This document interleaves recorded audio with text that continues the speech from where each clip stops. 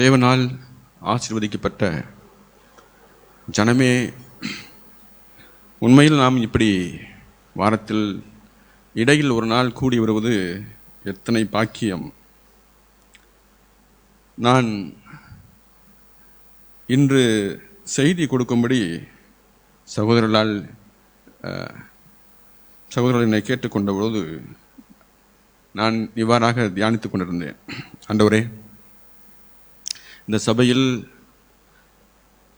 நானும் என் சகோதரர்களுமாய் எத்தனையோ முறை பேசியிருக்கிறோம்.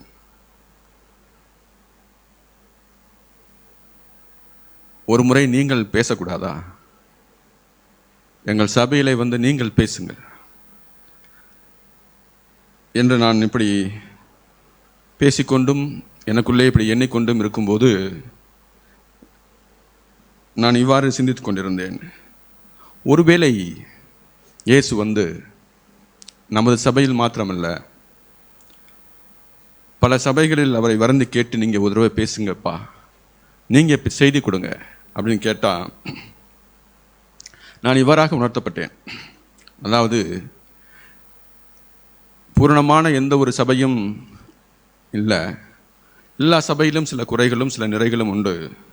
ஆனால் இயேசு ஒரு சபையில் செய்தி கொடுக்கும்போது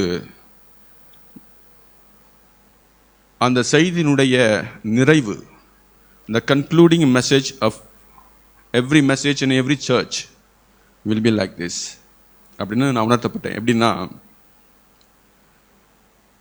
ஆவியானவர் சொல்லுகிறதை கேளுங்கள், ஜெயங்கொள்ளுகிறவன் எவனோ, ஜெயங்கொள்ளுகிறவன் எவனோ, ஜெயங்கொள்ளுகிறவன் எவனோ என்று அந்த சத்தம் என்னில் திரும்ப திரும்ப உதித்து கொண்டே இருந்தது. இதை ஏன் நான் அப்படி சொல்கிறேன் அப்படின்னா, வெளிப்படுத்தின விசேஷத்தில் நம்முடைய ஆண்டவரும் இரட்சகருமாய் இயேசு கிறிஸ்து இந்த உலகத்தில் வந்து மனிதனாய் அவதரித்து நம்மை போல மாம்சமும் இரத்தமும் உள்ளவராய் இந்த உலகத்தில் வாழ்ந்து பாடுபட்டு, ஒரே ஒரு வித்தியாசம், அவர் பாவம் அறியாது வாழ்ந்து அவர் மரித்து உயிர்த்து இப்பொழுது சதா காலங்களிலும் உயிரோடு இருக்கிற நம்முடைய பிதாவாகிய தேவனுடைய வலது பார்சத்தில் அவர் வீற்றிருக்கிறார். நமக்காக பரிந்து பேசிக்கொண்டேயும் இருக்கிறார். ஆனால் அவர் இப்பொழுது ஒரு செய்தி கொடுப்பாரே ஆனால் இப்படித்தான் அவர் ஒவ்வொரு செய்தியும் ஒவ்வொரு சபைக்கும் சொல்லி முடிப்பார். அதில் எப்படி இருக்கு, அது ஒவ்வொரு சபைக்கும், சர்தை சபை, அது எபேஸ் சபையாக இருக்கட்டும், சிமிர்னா சபையாக இருக்கட்டும், நீங்கள் சபை முதல் சபையிலேருந்து கடைசி சபையாக இருக்கட்டும், எல்லா சபைக்கும் அவர் மாறாமல் சொல்கிற ஒரு கருத்து, ஒரு ஸ்லோகன் மாதிரி என்ன சொல்வார் அப்படின்னா, ஆவியானவர் சபைகளுக்கு சொல்லுகிறதை காதுள்ளவன் கேட்க கடவன், ஜெயங்கொள்ளுகிறவன் எவனோ அவனுக்கு தேவனுடைய பரதீசின் மத்தியில் இருக்கிற ஜீவ விருட்சத்தின் கனியை புசிக்க கொடுப்பேன் என்று எழுது. அது வந்து வெளிப்படுத்தின விசேஷம் 2:7 அப்படி இருக்கு. 2:11 ஆவியானவர் சபைகளுக்கு சொல்லுகிறதை காதுள்ளவன் கேட்க கடவன், இரண்டாம் மரணத்தினால் அவன் சேதப்படுத்தப்படுவதில்லை.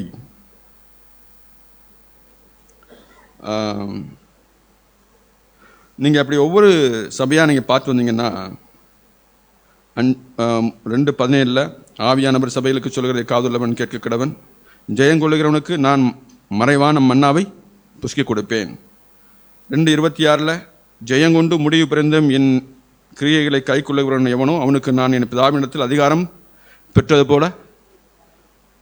3:5 ஜெயங்கொள்ளுகிறவன் எவனோ அவனுக்கு வெண்வஸ்திரம் தரிப்பிக்கப்படும். 3:12 ஜெயங்கொள்ளுகிறவன் எவனோ அவனை என் தேவனுடைய ஆலயத்திலே தூணாக்குவேன்.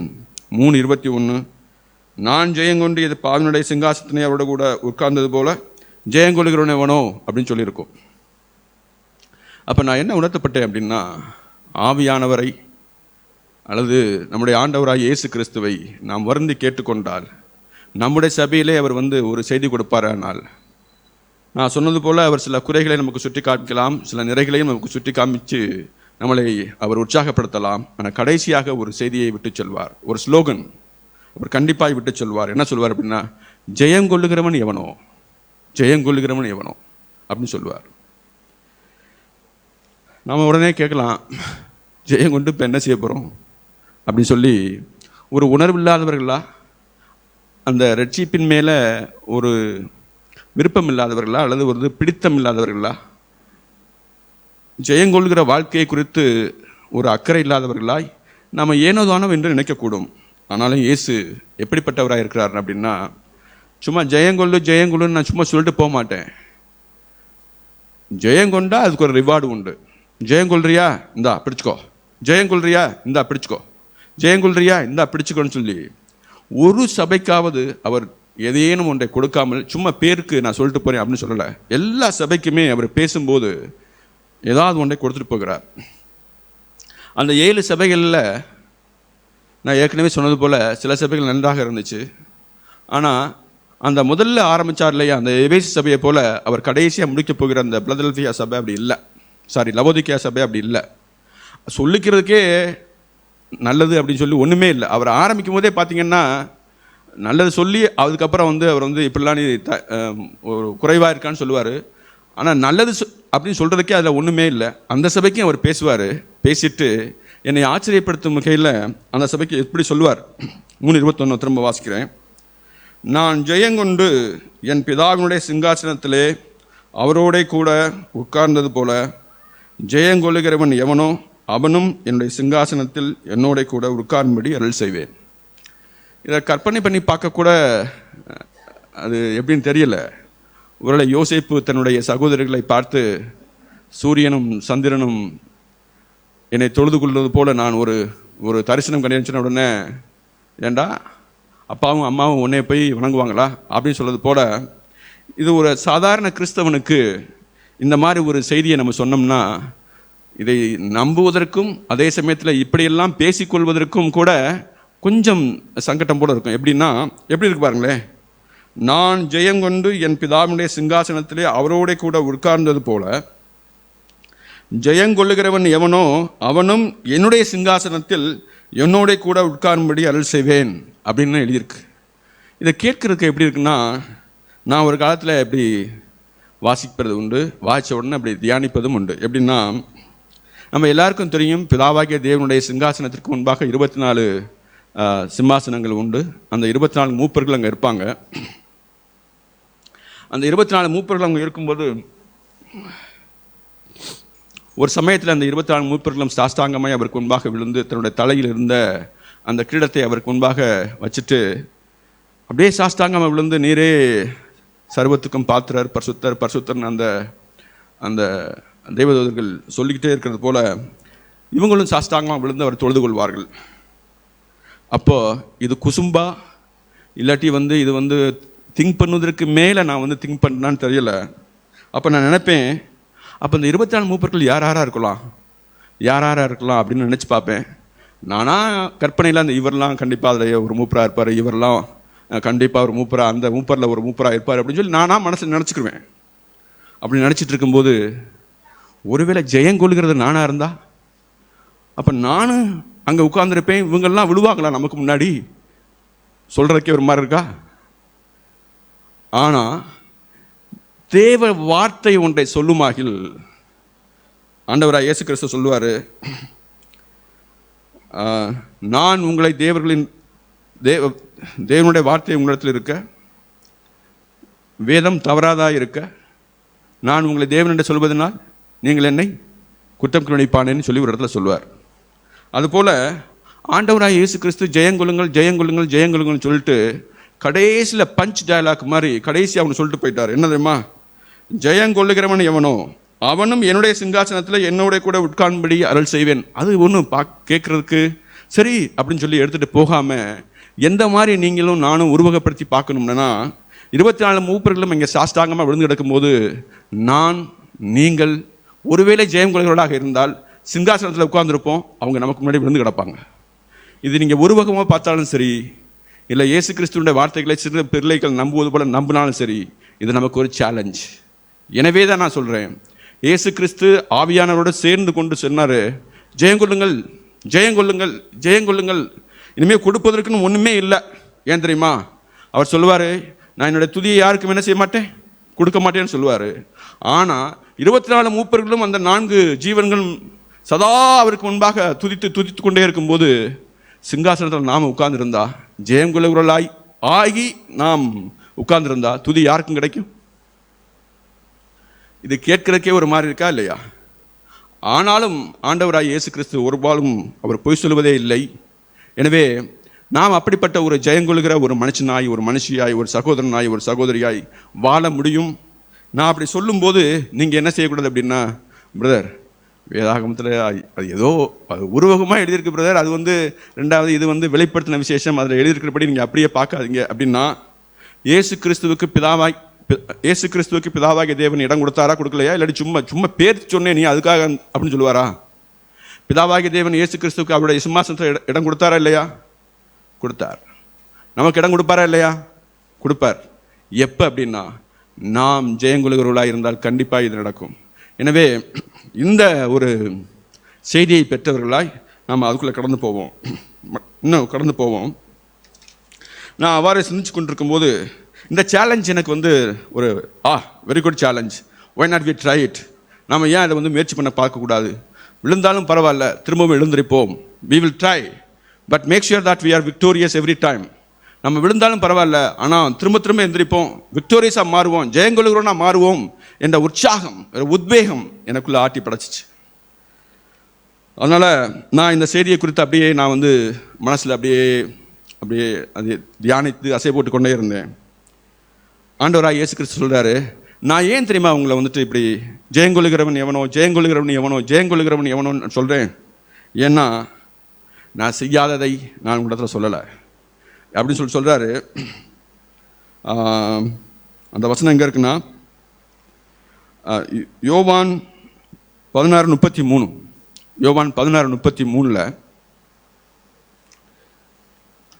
என்னிடத்தில் உங்களுக்கு சமாதானம் உண்டாயிருக்கும் பொருட்டு இவைகளை உங்களுக்கு சொன்னேன். உலகத்தில் உங்களுக்கு உபத்திரவம் உண்டு, ஆனாலும் திடன் கொள்ளுங்கள், நான் உலகத்தை ஜெயித்தேன். அவர் இப்போ யாரு? He is an overcomer. He is a person who has become victorious. ஆண்டவராய் இயேசு கிறிஸ்து இப்போ சொல்கிறாரு, நான் செய்யாததே உங்களை செய்ய சொல்லலை. நமக்கு ஒரு பழக்கம் இருக்குது. உனக்கு என்னப்பா, நீ ராஜா விட்டு பிள்ளை, உனக்கு என்னப்பா, நீ அந்த கண்டுக்குட்டி அப்படி சொல்லுற ஒரு பழக்கம் நமக்கு உண்டு. அதே போல் ஏதாகிலும் ஒன்றை ஆண்டவராக இயேசு கிறிஸ்து செஞ்சாருன்னா உடனே நம்ம என்ன சொல்லுவோம், அவருக்கு என்னப்பா, அவர் இயேசு, அவர் ஆண்டவர் அப்படி சொல்லிட்டு போயிடுவோம். ஆனால் அந்த பூமியில் இருக்கும்போது அவர் ஆண்டவருக்குரிய தேவனுக்குரிய எந்த விதமான வல்லமையும் அவர் கொண்டிருக்கவில்லை. அதனால தான் he was fully human when he was man. இந்த பூமியில் அவர் இருக்கும்போது நம்மை போல அவர் மாம்சத்தையும் இரத்தத்தையும் உடையவராய், in every way he was like me. எல்லா வழியிலும் எல்லாவற்றிலும் அவர் நம்மை போல இருந்தார். but still he was able to overcome the world. அதனால தான் that's a challenge now. இயேசுவே நீங்க என்ன போலவே மனுஷனாக இருந்தீங்களா? yes, I was like you in every way. எல்லா வகையிலும் நான் உங்களை போல தான் இருந்தேன். but still I was able to overcome. நான் அப்படி இருந்தாலும் நான் இந்த உலகத்தில் என்ன செய்ய முடிஞ்சுச்சு, நான் ஜெயிக்க முடிஞ்சிச்சு. அதனால தான் சொல்றாரு, நாம் இப்போ இந்த சேலஞ்சை எடுத்துக்கிட்டாலும் நமக்கு என்ன சொல்லுவோம் அப்படின்னா, உலகத்தில் உங்களுக்கு உபத்திரம் உண்டு. இந்த நான் ஏற்கனவே சொல்லிடுறேன். நான் என்னமோ it was not a cake walk for me. அது என்னமோ அப்படியே பெட் ஆஃப் ரோசஸில் அப்படியே நடந்து போனது மாதிரி நான் போகலை. உபத்திரம் இருந்துச்சு, உங்களுக்கும் உபத்திரம் உண்டு. நீ உடனே இந்த பாதையில் நடக்கும்போது நான் நம்ம பொய் சொல்ல வச்சோம்னு நினைக்காத. இந்த பாதை இடுக்கமான பாதை தான். நிறைய பேர் இதில் போக மாட்டாங்க, வேண்டாம்னு சொல்லி விட்டுடுவாங்க.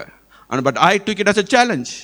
அதனால் நான் இயேசுவின் அடிச்சு வழியில் பின்பற்றி போவேன்னு சொல்கிற, நான் அப்படி சொல்லி கொண்டிருக்கிற, மனதை நினைச்சு கொண்டிருக்கிற நாம் ஒவ்வொருவரும் என்ன செய்யணும் அப்படின்னா, உலகத்தில் எனக்கு உபத்திரவம் உண்டு, sure, but I will still follow that way. இருந்தாலும் பரவாயில்ல, நான் அந்த வழியை தான் போகிறேன். Because there is a reward for me. What is that reward? That Jesus is going to give a place in his throne. இயேசு கிறிஸ்து நம்முடைய ஆண்டவரும் இரட்சகருமாய் இயேசு கிறிஸ்து நான் ஜெயாலியாய் மாறினால் எனக்கு என்ன செய்வாராம், அவருடைய சிங்காசனத்தில் அவர் கொஞ்சம் மூலம் இடம் ஒதுக்கி கொடுத்து நீ உட்காந்துக்கோ அப்படின்னு சொல்லுவாராம். How is it? சரி, இதை நம்ம அப்படியே பார்ப்போம். நான் உலகத்தை ஜெயித்தேன் அப்படின்னு சொன்ன உடனே எனக்கு உற்சாகமாக இருந்துச்சு. அதனால சொல்றாரு, உலகத்தில் உபத்திரவம் உண்டு அப்படின்னு நம்ம சொன்ன உடனே நமக்கு எல்லாருக்கும் என்ன வரும்? உபத்திரவம் உண்டா, ஐய அப்படின்னு நமக்கு ஒரு எண்ணம் வரும். அடுத்து அதுக்கு உடனே சொல்றாரு, ஆனாலும் திடன் கொள்ளுங்கள், தைரியமாயிரு, பயப்படாத, because I have overcome. I'm not asking you to do something that I have not done. நான் என்னமோ செய்யாததை உன்னை செய்ய சொல்ல, நான் ஏற்கனவே செஞ்சு முடிச்சிட்டேன். Follow my way. அதனால தான் சொல்றாரு, இப்படி செய்ய சொல்றாரு. அப்புறம் எப்படி ஆண்டவரே நான் உலகத்தை ஜெயிப்பேன் அப்படின்னு சொல்ற கேள்வி எனக்குள்ள. உன்னை 1 யோவான் 5:4 வாசிப்போம். 1 யோவான் 5:4. தேவனால் பிறப்பதெல்லாம் உலகத்தை ஜெயிக்கும். போதுங்க. தேவனால் பிறப்பதெல்லாம் உலகத்தை ஜெயிக்கும். உலகத்தை ஜெயிக்கிறதுக்கு என்ன வேணும்? இப்ப தேவனால் ஒன்று பிறக்கணும். அது என்ன பிறக்கணும்? தொடர்ந்து வாசிங்க. நம்முடைய விசுவாசமே உலகத்தை ஜெயிக்கிற ஜெயம். தேவனால் பிறப்பதெல்லாம் உலகத்தை ஜெயிக்கும், நம்முடைய விசுவாசமே உலகத்தை ஜெயிக்கிற ஜெயம். அதாவது நான் என்ன புரிஞ்சுக்கிட்டேன் அப்படின்னா, அதுல தேவன் எனக்குள்ள ஒரு விசுவாசத்தை தொடக்குவாராகில் அந்த விசுவாசத்தை கொண்டு கண்டிப்பா என்னால் என்ன செய்ய முடியும்? உலகத்தை ஜெயிக்க முடியும். அவ்வளோதான், முடிஞ்சு போச்சுங்க. அப்போ எனக்கு என்ன வேணும்னா, மனுஷீக வைராக்கியம் இல்லை, மனுஷனால் உண்டு பண்ணக்கூடிய ஒரு விசுவாசம் இல்லை, தேவன் எனக்குள்ள உண்டாக்குன ஒரு விசுவாசம். தேவன் எனக்கு ஒரு வாக்குத்தத்தை கொடுப்பாராகில், ஏன்டா அப்படி பண்ற, ஏன்டா அப்படி பண்ற, ஏன்டா இப்படி பண்றான்னு சில பேர் கேட்கலாம். நம்மளை பார்த்து ஏன் இப்படி லூஸ் மாதிரி ஏன் இப்படி செய்யற அப்படின்னு சொல்லலாம். நாம என்ன சொல்லணும்னா, because God has given a promise. ஏன்னா தேவன் இப்படிப்பட்ட ஒரு வாக்குத்தத்தை கொடுத்திருக்கிறார், அதனால நான் என்ன செய்ய போறேன் அப்படின்னா அப்படி செய்ய போறேன். இது தேவன் நமக்கு சொல்றதுனால, எனக்குள்ள ஒரு விசுவாசத்தை தொடக்குறதுனால, நானா இல்லை, அவர் என்கிட்ட சொல்லியிருக்கிறார். ஆகையினால என்ன செய்ய போறேன் அப்படின்னா அந்த விசுவாசத்தை கெட்டியா பிடிச்சுக்கிற போறேன். நம்ம எல்லாருக்கும் தெரியும், ஆபிரகாம் என்ன செய்வார்னா, தன்னுடைய குமாரனாகிய ஈசாக்கை கூட்டி கொண்டுட்டு ஒரு பலியிட போவார். அந்த நீங்கள் வேதாகமத்தை படித்து பார்த்தீங்கன்னா தெரியும். நான் நினைக்கிறேன் இது எபிரேயர்கள் நிருபத்தில் நினைக்கிறேன். அவர் பலியிட போவார். ஆனாலும் அவருக்குள்ள ஒரு விசுவாசம் இருக்கும். என்ன விசுவாசம்னா, எனக்கு வாக்கு பண்ண அந்த தேவன் அவர் உண்மை உள்ளவர், அதை செய்ய அவர் வல்லவராக இருக்கிறார் என்ற நம்பிக்கையோடு, இந்த விசுவாசத்தோடு, ஏன்னா இது தேவன் தந்தது அந்த விசுவாசம். அதனால தான் அவர் என்ன செய்வார்னா, கண்டிப்பாக அவர் வாக்கு பண்ணவர் உண்மை உள்ளவர். நான் இப்போ ஈசாக்கு நான் பலி கொடுத்தாலும் எனக்கு தெரியாது, என்னுடைய அறிவுக்கு எட்டலை, ஆனாலும் ஈசாக்கின் மூலமாக அவர் சந்ததி விளங்கும். ஏன் அப்படின்னா விசுவாசம் தொடக்கியது யார்? தேவன் தொடக்கினாரு. அதனால உலகமே பார்த்து ஆச்சரியப்படும்படி அந்த மனுஷனை இவரால் என்ன செய்ய முடியும் அப்படின்னா ஆல்டரில் வைக்க முடியுது, கொல்றதுக்கு முழு மனதோடு தயாராக முடியுது. ஆனாலும் தேவன் கடைசி நேரத்தில் அவர் காப்பாற்றுறார். சில சமயங்களில் நம்ம என்ன செய்ய முடியும் அப்படின்னா, தேவனுக்காக வைராக்கியம் பாராட்டி விசுவாசம் உள்ளவர்களை போல நம்ம மெச்சிக்கொள்ளலாம். உதாரணத்துக்கு பேதுருவை எடுத்துக்கிறோம். பேதுரு இப்போ என்ன செய்கிறார் அப்படின்னா, எல்லோரும் விட்டு ஓடி போனாலும் நான் ஒன்றே செய்ய மாட்டேன், நான் ஓடிப்போக மாட்டேன், என்னுடைய உயிரே போனாலும் சரி நான் உங்கள்கிட்ட தான் வருவேன் சொல்லுவார். இந்த விசுவாசம் யாரால உண்டானது? விசுவாசம் தேவனால உண்டான விசுவாசம் இல்லை. அவர் என்ன செய்கிறார் அப்படின்னா, தானா மனுஷிக வைராக்கியத்தினால உன்னை பேசி விடுறார். உடனே எல்லாரும் ஈயடிச்சாங்க, காப்பி அடிக்கிற மாதிரி அடிக்கிறாங்க. நானும் என்ன செய்ய மாட்டேன், விட்டு போக மாட்டேன், உயிரே போனாலும் போக மாட்டேன், உயிரே போனாலும் போக மாட்டேன், உயிரே போனாலும் போக மாட்டேன்னு எல்லாரும் சொல்கிறாங்க. ஆனால் உண்மையில் என்னென்னா, அவங்கெல்லாம் மனுஷீக வைராக்கியத்தினால பேசுகிறாங்க. அவருக்கு தேவன் அந்த விசுவாசத்தை தொடக்கவே இல்லை. கடைசி நடந்தது என்ன? அவர் காட்டி கொடுத்தார். அவர் என்ன செஞ்சார்? தேவனை மறுதளிக்கிறார். ஆனால் ஆண்டவராக இயேசு கிறிஸ்து கரெக்டாக உன்னை சொல்கிறார், உன்னுடைய விசுவாசம் ஒளிந்து போகாதபடிக்கு நான் உனக்காக ஜெபம். அப்போ எதுதான் ஒளிந்து போகக்கூடாதுன்னு நினைக்கிறார் ஆண்டவர்? விசுவாசம். ஆனால் விசுவாசம் தேவன் தொடக்கியிருந்தா, இயேசு தொடக்கியிருந்தா இப்போ என்ன செய்ய முடியும்? உலகத்தை ஜெயித்திருக்க முடியும். உலகத்தில் வரக்கூடிய நெருக்கங்கள் நம்மளால் என்ன செய்ய முடியாது அப்படின்னா, ஐயோன்னு விழுந்திருக்க மாட்டோம். எனக்கு எப்படி வரும்னு சொல்லி ஆண்டவராக இயேசு கிறிஸ்து எனக்கு சொல்லியிருக்கிறார். எனக்குள்ள ஒரு விசுவாசத்தை தொடக்கியிருக்கிறார். இயேசு எனக்குள்ள தொடங்கிய விசுவாசம் இந்த உலகத்தை ஜெயிக்கும், நான் ஜெயாலியாய் மாறுவேன். எஸ் அப்படி சொல்லி நம்ம போவோம். இப்படி போனோம்னா கண்டிப்பாக நம்ம என்ன செய்ய முடியும்? ஜெயாலியாய் மாற முடியும். எனவே ஆபிரகாம்கிட்ட இருந்த அந்த தேவன் தொடக்கிய விசுவாசத்தை நாம் கொண்டிருக்கமே ஒன்றுமே ஒழிய, பேதுருக்கிட்ட இருந்த அந்த அந்த மனுஷீக வைராக்கியத்தால் வந்த விசுவாசம் நமக்கு தேவையில்லை. சில சமயங்களில் நம்ம எதுக்கெல்லாம் வெற்றியுள்ளவர்களாக இருக்கணும் அப்படின்னா, இந்த உலகத்தை குறித்த காரியங்களில் வெற்றியுள்ளவர்களாக இருக்கணும். யூனிட் பி விக்டோரியஸ் சொல்லி பேசல. இப்போ எதற்கு வெற்றியுள்ளவர்களாக இருக்கணும் அப்படின்னா, ஆவிக்குரிய வாழ்க்கையில் நாம் வெற்றியுள்ளவர்களாக இருக்கிறவங்க தான் நான் வலியுறுத்தி பேசுகிறேன். நான் ஒரு 3வது நூற்றாண்டில் வாழ்ந்த ஒரு தேவ மனுஷனை பற்றி நான் கேட்க நேர்ந்தது. அவர் தன்னுடைய வாழ்க்கையில் இப்படி சில வெற்றியுள்ள வாழ்க்கை அப்படின்னு சொல்லி சவாலாக எடுத்துக்கிட்டு அவர் செய்வார், வாழ்வார்.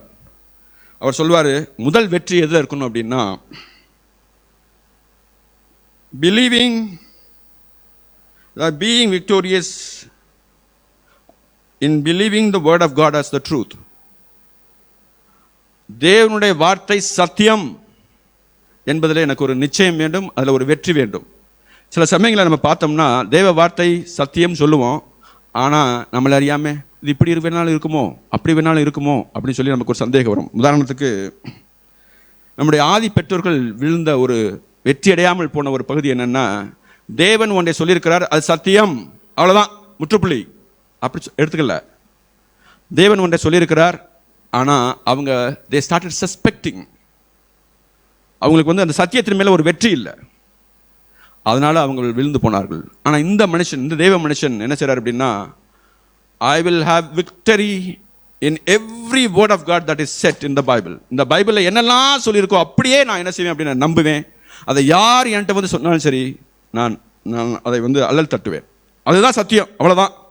உதாரணத்துக்கு வந்துட்டு, நீங்கள் உங்கள் சகோதரனை 7 முறை இல்லை 70 முறை மன்னிக்க வேண்டும் அப்படின்னா அது சும்மா சொல்லியிருக்கு. அது எதுக்கு சொல்லியிருக்குன்னா, அது அது எப்படி இல்லை, உண்மையிலே என் சகோதரன் 7 முறை இல்லை 70 முறை வந்து கேட்டாலும் நான் என்ன செய்யணும் அப்படின்னா, இட் இஸ் த ட்ரூத், இதுதான் சத்தியம், நான் அதை அப்படியே செய்வேன், முடிஞ்சு போச்சு. நீங்கள் if you want to be perfect, sell all that you have and follow me அப்படின்னு சொல்லியிருக்கா உடனே, அது அப்படி இல்லை. அது அது என்ன அர்த்தம்னா, இப்படி இல்லை சொல்லியிருக்கா. நான் இப்படி தான் சில சமயங்களில் நம்மளோட ஜாக் பிரதர் சொன்ன காரியங்களை வச்சு நான் ரொம்ப ஆச்சரியப்படுவேன். எப்படி அந்த மனுஷனுக்கு இந்த மாதிரிலாம் வந்துச்சு அப்படின்னு சொல்லி.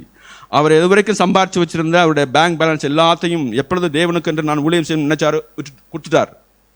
பிரதர் கொஞ்சம் கூட நீங்கள் வச்சிருந்துருக்கலாமே, ஏதாவது ஆத்திரவசத்துக்கு உதவி இருக்குமே. No, if you want to be perfect, give everything, sell everything. You did it. அதுபோல இரண்டாவது, இதை மட்டும் சொல்லிட்டு நான் முடிச்சுறேன், நிறைய இருக்கு, அதெல்லாம் வேண்டாம், எனக்கு குறிக்கப்பட்ட டைம் முடிய போகுது. Then the second thing is being victorious over death. அதாவது கடைசி சத்ருன்னு சொல்லி எது எழுதியிருக்கு, மரணம். இனிமேல் நம்முடைய வாழ்க்கையில் நம்ம ஒரு முடிவு எடுத்துக்கிறோம். There will never be death. There will never be a spiritual death in my life hereafter. இனிமே என்னுடைய வாழ்க்கையில் நாம் மாம்ச பிரகாரம் மரிப்போம், ஆனால் ஆவிக்குரிய பிரகாரம் ஒரு மரணம் என்னுடைய வாழ்க்கையில் இருக்க போவதே இல்லவே இல்லை. அப்படி ஒரு சவால் அப்படி எடுத்துக்கணும். ஆண்டவராக இயேசு கிறிஸ்துவினுடைய வாழ்க்கையில் நம்ம எல்லாருக்கும், அதாவது இந்த மரணம் சம்பவிக்கும் தான், ஆனால் இயேசு கிறிஸ்துவினுடைய வாழ்க்கையில் மரணம் சம்பவிக்கும் போது, it was not death that conquered Jesus, but Jesus conquered death. Do you know how? எல்லாரும் ஐயோ சாவு வரப்போகுது எப்போ வரப்போகுது, no, but Jesus was able to predict. இயேசு கிறிஸ்துனால அது எப்போ வருதுன்னு சொல்ல முடியும். அது மட்டும் இல்லாமல், பிதாவே இதோ என்னுடைய ஆவியை எடுத்து என்ன செய்கிறேன், உங்களுடைய கையில் ஒப்படைக்கிறேன் அப்படின்னா என்ன அர்த்தம்னா, வேற யாருக்கும் டெத் மேலே ஒரு அதிகாரம் இருக்கோ இல்லைன்னு தெரியல, ஆனால் இயேசுவுக்கு என்ன செய்யிருக்கு, ஒரு அதிகாரம் இருக்கு. வாழும்போது கூட மரிக்கும் போது கூட அந்த மரணத்தையும் வென்ற வேந்தனால் நம்மளால் வாழ முடியும். எப்படின்னா இப்படித்தான். ஆமென். கர்த்தருடைய நாமம் மகிமைப்படுவதாக. சகோதரர், வெற்றி வாழ்க்கையை குறித்து ஆண்டவர் பேசினா, ஒவ்வொரு சபைக்கும் கடைசியில் ஜெயங்கொள்ளுகிறவன் எவனோ அப்படி தான் முடித்தாங்க அப்படின்னு சொல்லிட்டு வெற்றி வாழ்க்கையை குறித்து பேசினதை கேட்டோம். 1 யோவான் 5வது அதிகாரம் 4வது வசனம் வாசிப்போம். 1 யோவான் 5:4. தேவனால் பிறப்பதெல்லாம் உலகத்தை ஜெயிக்கும், நம்முடைய விசுவாசமே உலகத்தை ஜெயிக்கிற ஜெயம். பிரதர் ஷேர் பண்ணும்போது இந்த வார்த்தையை கோடிட்டு காண்பித்ததை பார்த்தோம். அதாவது வெற்றி அப்படின்னா என்னென்னா, உலகத்தை ஜெயிக்கிறது அப்படின்னா என்னென்னாக்கும், நம்முடைய விசுவாசத்தை காத்துக்கொள்வதுதான் உலகத்தை ஜெயிக்கிறது அப்படின்னு பவுல் சொன்னார். நான் ஓட்டத்தை ஜெயமாக முடித்தேன், விசுவாசத்தை காத்துக்கொண்டேன் அப்படின்னு. அதாவது தேவனுடைய வார்த்தை நிமித்தம் பாடுகள் உபத்திரவங்கள் வரும் பொழுது, கஷ்டங்களும் நஷ்டங்களும் வரும் பொழுது, நிந்தைகளும் அவமானங்களும் வரும் பொழுது, அப்பொழுதும் கூட இதெல்லாம் நம்மளால் முடியாது அப்படின்னு சொல்லிட்டு நாம் பின்தங்கி போகிறதோ அல்லது விசுவாசத்தை மறுதளிக்கிறதோ அல்லது கேட்ட வார்த்தைகளுக்கு கீழ்ப்படியாமல் நம்ம இஷ்டப்படி ஒன்று செஞ்சோம்னா நம்ம தோற்று போயிட்டோம்னு அர்த்தம். ஜெயம்னா என்ன? பாடுகள் வரும் பொழுதும் கூட தேவனுடைய வார்த்தை நிமித்தம், ஆண்டவருடைய வார்த்தைக்கு கீழ்ப்படுகிறது நிமித்தம் நமக்கு பாடுகள் வந்தாலும், உபத்திரவங்கள் வந்தாலும், கஷ்டங்கள் வந்தாலும், அது நிமித்தம், வார்த்தை நிமித்தம் நாம் உலகம் நம்மை அங்கீகரிக்காது அல்லது நம்மை மதிக்காது. பைபிள் எழுதியிருக்கு, அவர் தம்மை தாழ்த்தின பொழுது அவருடைய நியாயம் எடுத்து போடப்பட்டது. அவர் அந்த சர்வ வல்லமை உள்ளவராய் நின்றிருந்தால் அவருடைய நியாயம் அது கண்டிப்பாக அவருக்கு கிடைச்சிருக்கும். ஆனால் அவர் தாழ்த்தின பொழுது அவருடைய நியாயம் எடுத்து போடப்பட்டது. அதே மாதிரி தான் நாம் சில நேரையில் நீதிக்காக போராடாத பொழுது, நம்முடைய பக்கத்தில் நியாயம் இருக்கிறது என்று வழக்காடாத பொழுது, வாதாடாத பொழுது, விட்டு கொடுக்கும்போது நமக்கு கஷ்டம் வருகிறது, நஷ்டம் வருகிறது. ஒரு சமயம் வருது, 2 சமயம் வருதுனாக்கா நாம் பொறுத்துக்கொள்ளுவோம். அது ஒருவேளை நம்முடைய திராணிக்கு மிஞ்சி வரும் பொழுது, அல்லது தொடர்ச்சியாக நமக்கு அவமரியாதைகள், நிந்தனைகள், அல்லது நமக்கு கிடைக்க வேண்டிய நியாயமான வர வேண்டிய காரியங்கள் நமக்கு வரல, கிடைக்க வேண்டிய மரியாதை நமக்கு கிடைக்கல, நம்ம அசட்டை பண்ணப்படுகிறோம், உதாசீனம் பண்ணப்படுகிறோம் அப்படின்னு சொல்லி வரும் பொழுது அவர்களை நேசிக்க முடியவில்லை. அப்போ வெறுப்பு, பகை, பழி வாங்கக்கூடிய உணர்வுகள் இதெல்லாம் நமக்குள்ள அப்படியே மாம்சத்தில் எழும்புது. அப்போ இந்த இடத்துல என்ன எழுதியிருக்கு அப்படின்னா, நம்முடைய விசுவாசமே உலகத்தை ஜெயிக்கிற ஜெயம்னா, உலகத்தில் என்ன இருக்குது? வெறுப்பு இருக்குது. நம்ம 1 யோவான் 2:15-16 வாசிக்கிறோம். உலகம்னா என்ன அப்படின்னா, கண்களின் இச்சையும், மாம்சத்தின் இச்சையும், ஜீவனத்தின் பெருமையுமாகிய இவைகள் எல்லாம் உலகத்தினால் உண்டானவைகள், அவைகள் பிதாவினால் உண்டானவைகள் அல்ல. அப்போ நீ மாம்சம் இச்சிக்கிறதையும், கண்கள் இச்சிக்கிறதையும், உலகத்தில் பெருமையாக இருக்கிறதையும் நீங்கள் விரும்பிட்டீங்கன்னா, நான் இப்படிலாம் போக முடியாது, இல்லை எவ்வளோதான் நம்மளை தாழ்த்துறது அப்படின்னு சொல்லிட்டு நாம் நம்முடைய பெருமையை காண்பிக்க விரும்பினோம்னா உலகம் நம்மளை ஜெயிச்சுன்னு அர்த்தம். அப்போ தீமைக்கு நன்மை செய்யும் பொழுது தான் நம்ம ஜெயிக்கிறோம். வெறுக்கிறவங்களை நேசிக்கும் பொழுது தான் நம்ம ஜெயிக்கிறோம். ஆண்டவருடைய வார்த்தை நிமித்தம் நஷ்டம் வரும் பொழுதும், கஷ்டம் வரும் பொழுதும், நிந்தைகள், பாடுகள் வரும் பொழுதும் நம்ம விசுவாசத்தை காத்துக்கொண்டு தேவனுடைய வார்த்தையின்படியே தொடர்ந்து ஓடணும்னு சொன்னால் அதுதான் ஜெயம். ஓட முடியலைன்னா தோல்வி. அப்போ ஜெயம் பெறுகிறவன் எவனோ அப்படின்னா, பாடுகள், உபத்திரவங்களில் ஆண்டவருடைய வார்த்தையிலே நிலைத்து தொடர்ச்சியாக அந்த வாழ்க்கையிலே போகிறது ஒன்று. இன்னொரு வசனத்தை நம்ம வாசிப்போம். அதாவது 1 யோவான் 5வது அதிகாரம் 19வது வசனம், 18-19 வாசிங்க. 1 யோவான் 5:18-19. தேவனால் பிறந்த எவனும் பாவம் செய்யான் என்று அறிந்திருக்கிறோம். தேவனால் பிறந்தவன் தன்னை காக்கிறான், பொல்லாங்கன் அவனை தொடான். நாம் தேவனால் உண்டாயிருக்கிறோம் என்றும் உலகம் முழுவதும் பொல்லாங்கனுக்குள் கிடக்கிறது என்றும் அறிந்திருக்கிறோம். உலகம் முழுவதும் பொல்லாங்கனுக்குள்ள கிடக்கு, சாத்தானுக்குள்ள கிடக்கு. உலகம் முழுவதும் பாவம் செய்கிறாங்க, கோணலும் மாறுபாடும் உள்ள சந்ததி. அப்போ சுற்றி நம்ம இருக்கக்கூடிய ஜனங்கள் எல்லாம் இருளில் வாழ்கிறார்கள், அப்படின்னா பாவத்தில் வாழ்கிறார்கள். அங்கே எங்கே பார்த்தாலும் வீட்டில் சமாதானம் இல்லை, வீடுகளில் சந்தோஷம் இல்லை, வெறுப்பு, கசப்பு, பொறாமை, பெருமை, நான் உனக்கு மட்டமா, நீ எனக்கு மட்டமா அப்படின்ட்டு ஒருத்தர் காட்டிலும் ஒருத்தர் தங்களை மேன்மையாக காட்டிக்கொள்வது, ஆடம்பரமாக காட்டிக்கொள்வது, எல்லாவற்றிலையும் தங்களை ஒரு பொருட்டாக காட்டிக்கொள்வது, மதிப்பையும் மரியாதையும் விரும்புவது, இதுதான் உலகத்தில் எங்கே பார்த்தாலும் இருக்குது. தங்கள் பணத்தை வைத்து மேன்மை பாராட்டுகிறவர்கள், அறிவையோ அழகையோ வைத்து மேன்மை பாராட்டுகிறவர்கள், பதவியை வைத்து மேன்மை பாராட்டுகிறவர்கள், இப்படி தான் உலகம் முழுவதும் நிரம்பி இருக்கு. ஏன்னா உலகம் முழுவதும் பொல்லாங்கனுக்குள் கிடக்கு அப்படின்னா பிசாசுனுடைய ஆதிக்கத்தில் இருக்குன்னு அர்த்தம். ஆண்டவரே சொன்னார் யோவான் 12:31, இதோ உலகத்தின் அதிபதி வருகிறான். அப்போ இந்த உலகத்தின் அதிபதி சாத்தான், உலகம் முழுவதும் சாத்தானுக்குள்ளுடைய ஆதிக்கத்தில் இருக்குது. அப்போ எங்கே பார்த்தாலும் வெறுப்பும், கசப்பும், பொறாமையும், போட்டி மனப்பான்மைகளும், பெருமையும், ஒருத்தர் மட்டப்படுத்துறது, அடக்கி ஆள்வது, தங்களை பெருமையாக உயர்த்தி காண்பது, செல்ஃப் எக்ஸால்டேஷன், இதுதான் உலகம். அப்போ நேர் எதிரடையாக நம்ம வாழ்கிறோம்னா தான் உலகத்தை ஜெயிக்கிறோம்னு அர்த்தம். அந்த இருள், ஆண்டவராக இயேசு கிறிஸ்து உலகத்தில் வந்தார், உலகமெல்லாம் இருளுக்குள் இருந்தது, அந்த இருளானது அவரை கவிக்கொள்ளவில்லை. அதுதான் யோவான் எழுதின சுவிசேஷம் 1ஆம் அதிகாரத்தில் வாசிக்கிறோம். அப்போ உலகத்தில் இருக்கக்கூடியதான இருள், பகை உணர்வு, பாவம், பாழி இச்சையினால் மனிதர்களை விழப்பண்ணக்கூடிய சாத்தானுடைய தந்திரங்கள், இது எதுவுமே நம்மளை மேற்கொள்ள முடியலைன்னா அப்போ தான் ஜெயிச்சோம்னு அர்த்தம். சபைக்கு சொல்லும்போது ஆண்டவர் ஜெயம் கொள்ளுகிறவன் எவனோன்னு சொன்னார் ஒளி, எந்த சபையோன்னு சொல்லலை. அப்படின்னா நம்ம சபையில் இருக்கலாம், நாம் ஒவ்வொருவரும் தனித்தனியே நம்ம பாவத்தை ஜெயிக்கணும், பிசாசு ஜெயிக்கணும், உலகத்தை ஜெயிக்கணும். ஜெயம் கொள்ளுகிறவங்கிற வார்த்தைக்குள்ளே எவ்வளோ அடங்கியிருக்கு. உலகத்தில் உள்ளதான இந்த பெருமை, கண்களின் இச்சை, மாம்சத்தின் இச்சை, பாவம், அது நம்மை மேற்கொள்ளாதபடிக்கு நம்ம அதை மேற்கொள்ளணும். வெறுப்பும் கசப்பும் பொறாமையும் போட்டியும் உள்ள மனிதர்கள் மத்தியில் அது எதுவும் நம்மை கவிக்கொள்ளக்கூடாது. தீமைக்கு தீமை செய்யக்கூடிய மனப்பான்மை நமக்குள்ளே வரக்கூடாது. இதெல்லாம் எப்படி முடியும்? நமக்குள்ளே நம்முடைய விசுவாசம் அசைக்கப்படுகிறது. ஒரு முறை 2 முறை கஷ்டம், நஷ்டம், நிந்தை, அவமானம், ஆனால் தொடர்ச்சியாக நம்ம அதையே சந்திக்கிறோம்னா நமக்குள்ளே இதெல்லாம் சரிதானே, நம்மளால் முடியுமா? அங்கே தான் நம்முடைய விசுவாசம் அசைக்கப்படுகிறது. அப்போ பவுல் சொல்கிறார், நான் ஓட்டத்தை ஜெயமாக முடித்தேன், விசுவாசத்தை காத்து கொண்டேன்.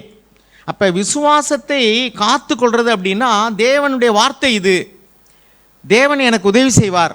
அவர்கள் எனக்கு தீமை செய்தாலும் நன்மை செய்ய உதவி செய்வார். அவர்கள் என்னை பகைத்தாலும் நான் அன்பு கூற உதவி செய்வார். நான் இச்சையினால் சோதிக்கப்பட்டாலும் கண்களின் இச்சையோ மாம்சத்தின் இச்சையோ அல்லது ஜீவனத்தின் பெருமையோ அந்த இருள் என்னை கவ்விக்கொள்ளவே மாட்டாது. தேவன் எனக்கு உதவி செய்வார். இப்படி ஓட்டத்தை நம்ம கடைசி வரைக்கும் ஓடி முடிச்சிட்டோம்னா இந்த உலகத்தில் உள்ளதான இருள், பாவம், பகை, வெறுப்பு, இச்சை அல்லது பெருமை, பொறாமை, இது எதுவுமே நம்ம மேற்கொள்ள முடியலைன்னு சொன்னால் அப்பொழுது தான் நம்ம ஜெயம் பெற்றுட்டோம்னு அர்த்தம்.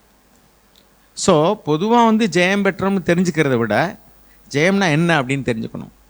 இப்படிப்பட்டவர் தான் ஆண்டவர் சொல்கிறார், ஜெயம் கொள்ளுகிறவன் எவனோ அவனை நான் என் தேவனுடைய ஆலயத்தில் தூணாக்குவேன். நம்ம ஜெயம் கொள்ளுகிறவர்களாக இருக்கிறோமா? அருமையானவர்களே, நம்ம 1 யோவான் 3ஆம் அதிகாரம் 13-14 வசனத்தை வாசிங்க. 1 யோவான் 3:13-14. என் சகோதரரே, உலகம் உங்களை பகைத்தால் ஆச்சரியப்படாதிருங்கள். நம் சகோதரரிடத்தில் அன்பு கூறுகிறபடியால் மரணத்தை விட்டு நீங்கி ஜீவனுக்கு உட்பட்டிருக்கிறோம் என்று அறிந்திருக்கிறோம். 2 சொல்றார், உலகம் பகைக்கிறது, நாம் அன்பு கூறுறோம். அப்ப தீமை அதுக்கு நன்மை. அந்த தீமை நம்மை மேற்கொள்ளும் போது மற்றவர்களுக்குள்ள இருக்கக்கூடிய வெறுப்பு அது ஈஸியாக நம்மளை மேற்கொண்டுறோம். நம்மளாம் அசால்ட்டாக இருந்தோம்னா முடியாது. தேவனுடைய இறக்கம் இல்லாமல் முடியவே முடியாது. தேவனுடைய பரிசுத்த ஆவியானவருடைய பலன் இல்லாமல் முடியவே முடியாது. அப்போ அவங்க தொடர்ச்சியாக நம்மளை அவமானப்படுத்துகிறாங்க, அசிங்கப்படுத்துகிறாங்க, அசட்டை பண்ணுறாங்க, நம்மளை மதிக்கிறதில்ல, நமக்கு நியாயமாக கிடைக்க வேண்டிய ஒரு நீதி நியாயம் நமக்கு கிடைக்கல. இப்பொழுது அவர்களுக்குள்ளே இருக்கக்கூடிய அந்த பகை உணர்வு நமக்குள்ளே வர முடியும். தீமைக்கு தீமை செய்யக்கூடிய சுபாவம் வந்துடும், பழி வாங்கக்கூடிய சுபாவம் வந்துடும். அவர்கள் வெறுத்தா அன்னைக்கு ஒரு நாள் நம்மக்கிட்ட வரும்போது நாமளும் திருப்பி அவர்களுக்கு அந்த நிந்தையும் அவமானையும் பதிலுக்கு பதில் செய்யக்கூடிய எண்ணங்கள் தான் நமக்குள்ளே வரும். மன்னிக்கக்கூடிய சுபாவம் நமக்குள்ளே வராது. இதை எதிர்கொண்டு ஜெயம் பெறதுக்கு பேர் தான் அவர்களுக்குள்ளே இருக்கக்கூடியதான அந்த இருள். யோவான் எழுதின சுவிசேஷம் 1ஆம் அதிகாரம். அந்த இருள் ஆண்டவரை மேற்கொள்ளவே இல்லை. அவர்கள் அவரை பகைத்தார்கள், அவரோ அவர்களை நேசித்தார். பாருங்க, யோவான் எழுதின சுவிசேஷம் 1ஆம் அதிகாரம் 5ஆம் வசனம் வாசிப்போம். அந்த ஒளி இருளிலே பிரகாசிக்கிறது, இருளானது அதை பற்றி கொள்ளவில்லை. தேவனால் அனுப்பப்பட்ட ஒரு மனுஷன். அந்த ஒளி இருளிலே பிரகாசிக்கிறது. இருள்னா நான் தான், பாவம் ஒரு இருள், பொருளாசையாகிய இருள், பகையாகிய இருள், தீமை செய்யக்கூடிய இருள், இது அவரை கவ்விக்கொள்ளவே இல்லை. ஆண்டவர் இந்த பூமியில் ஜெயம் பெற்றேன், நான் உலகத்தை ஜெயித்தேன் அப்படின்னு சொன்னார். பயப்பட வேண்டாம், கவலைப்பட வேண்டாம். உலகம் உங்களை பகைக்கும், உங்களுக்கு பாடுகள் வரும், நிந்தைகள் வரும். எனக்கு வந்தது, ஆனால் நான் உலகத்தை ஜெயிச்சிட்டேன். அந்த பாடுகளில் நான் சோர்ந்து போயிடல, விசுவாசத்தை மறுதளிச்சிடல. இப்படி ஆண்டவர் வாழ்ந்தாரே, அந்த வாழ்க்கைக்கு பேர் தான் ஜெயம் பெற்ற வாழ்க்கை. அருமையானவர்களே, இது சாதாரணமாக நம்ம பேசுகிறது ஈஸி, ஆனால் வாழ்க்கையில் ஜெயம் பெறுங்கிறது கஷ்டம். பரிசுத்த ஆவியானவர் தாமே நமக்கு பலன் தருவாராக. ஆண்டவர் எப்படி ஜெயம் பெற்றார்?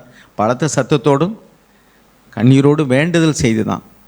வார்த்தையை கேட்குறோம், அதை பற்றி நமக்குள்ள ஒரு நம்பிக்கை வருகிறது, விசுவாசம். அந்த விசுவாசத்தில் நம்ம தொடர்ந்து ஓடி ஜெயம் பெறணும். முடிவு பரியந்தம், மரண பரியந்தம். ஆண்டவர் சொன்னார், மரண பரியந்தம் உண்மையாயிரு, அப்பொழுது நான் உனக்கு ஜீவ கிரீடத்தை தருவேன். அப்போ மரண பரியந்தம் இந்த இருள், பாவம், பகை, நிந்தை, அவமானங்கள், கஷ்டங்கள், நஷ்டங்கள் நமக்குள்ளே இருக்கக்கூடிய தேவனுடைய வார்த்தையின் மேலே உள்ள விசுவாசத்தை அது மேற்கொள்ளவில்லை என்றால் அதுதான் ஜெயம். தேவன் நம் கண்களை திறந்தல்வாராக. நல்ல வார்த்தையை நாம் கேட்டோம். 2 கொரிந்தியரில் ஒரு வார்த்தையை தியானித்து நாம் செபிக்கலாம். 2 கொரிந்தியர் 2ஆவது அதிகாரம். தேவன் நல்ல வார்த்தையை தந்து நம்மை உற்சாகப்படுத்துகிறார். நமக்குள்ளாய் விசுவாசம் எந்த அளவுக்கு இருக்குது அப்படிங்கிறத நம்ம நிதானித்தோமானால் மேலோட்டமாய் இருக்கும்போது, அதாவது தேவனுடைய வழிகளை நாம் அறிய முடியாது.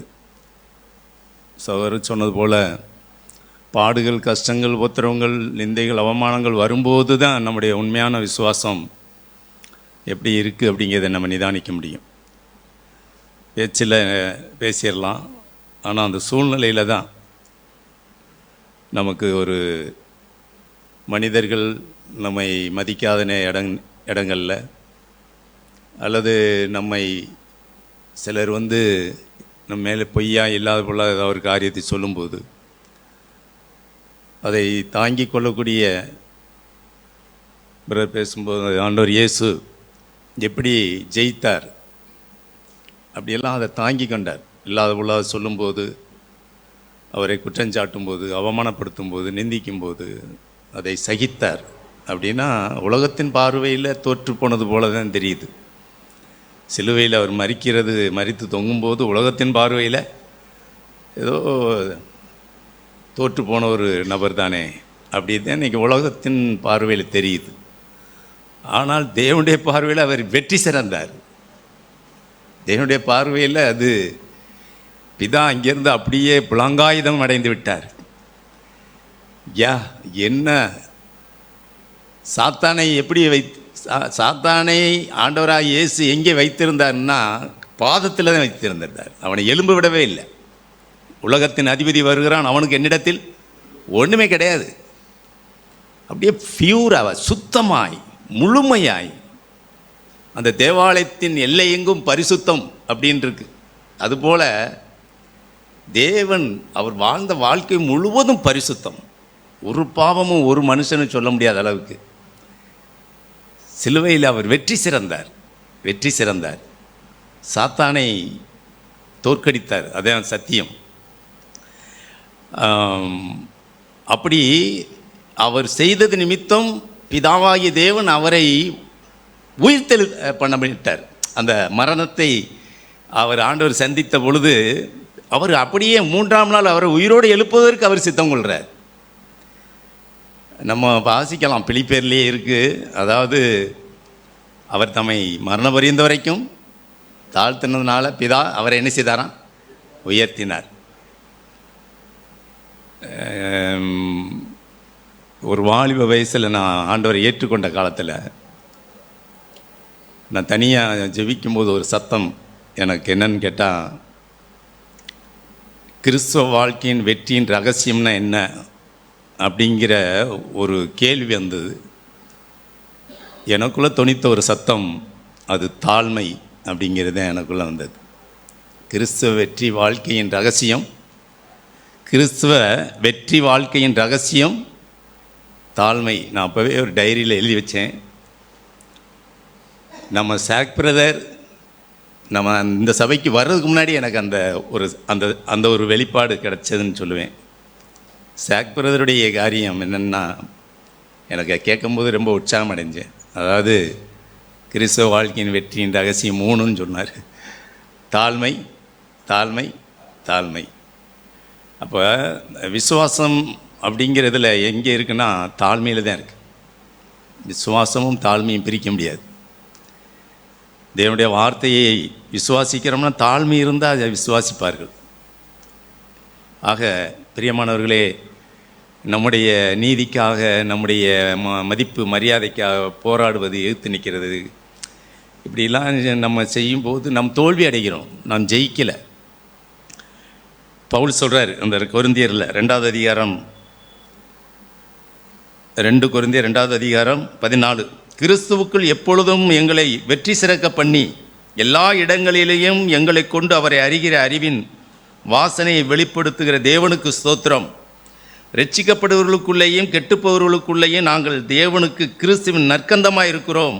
அப்படின்னா ஜெயாளிகளாக இருக்கிறோம். நாங்கள் கெட்டுப்பவர்களுக்குள்ளேயும் ரட்சிக்கப்படுகிறவர்களுக்குள்ளேயும் நாங்கள் ஜெயாளிகள், நற்கந்தம், தேவனுக்கு மகிமையாய், சாட்சியாய் தேவன் எங்களை நிறுத்தியிருக்கிற எல்லா இடங்களையும், நாங்கள் போகிற இடங்கள்லாம் எங்களுக்கு ஜெயம் உண்டு.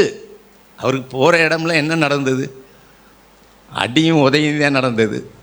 ஆனால் அவர் எல்லாவற்றையும் சகித்தவராய், எல்லாவற்றையும் இயேசுவை வெளிப்படுத்துகிற அந்த அறிவு, அந்த வாசனையை தான் இயேசுவை ஆண்டவரை அப்படியே வெளிப்படுத்தினார். அதனால தான் தில்லா சொன்னார், நான் கிறிஸ்துவை பின்பற்றுவது போல நீங்களும் என்னை பின்பற்றுங்கள்.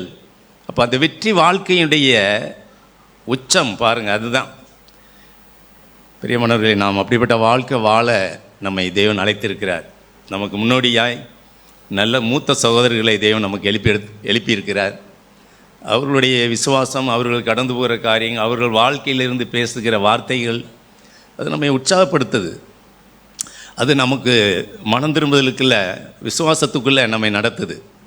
ஆக அதை நாம் காதுள்ளவர்களாக இருந்து கண்டுபிடிக்கணும், கேட்கணும். சபையில் காதுள்ள ஒரு ஆவியானவர் பேசும்போது காதுள்ளவர்களாய், எல்லாருக்கும் காது இருக்குது, எல்லாருக்கும் காது இருக்குது. ஆனால் நமக்கு முன்னோடிகளாய் தேவ மனுஷர்கள், நமக்கு ஆண்டவர் முன்னோடி, அவருடைய அடிச்சோடுகளை நமக்கு நல்ல காது இருந்துச்சுன்னா அதை கவனித்தோம் சொன்னால் நமக்கு வெற்றி வாழ்க்கையை இந்த பூமியில் வாழ்ந்து தேவனுடைய சிங்காசனத்தில் போய் தேவனோடு கூட நம்ம அமர முடியும். தேவன் நமக்கு அப்படியே செய்வார்.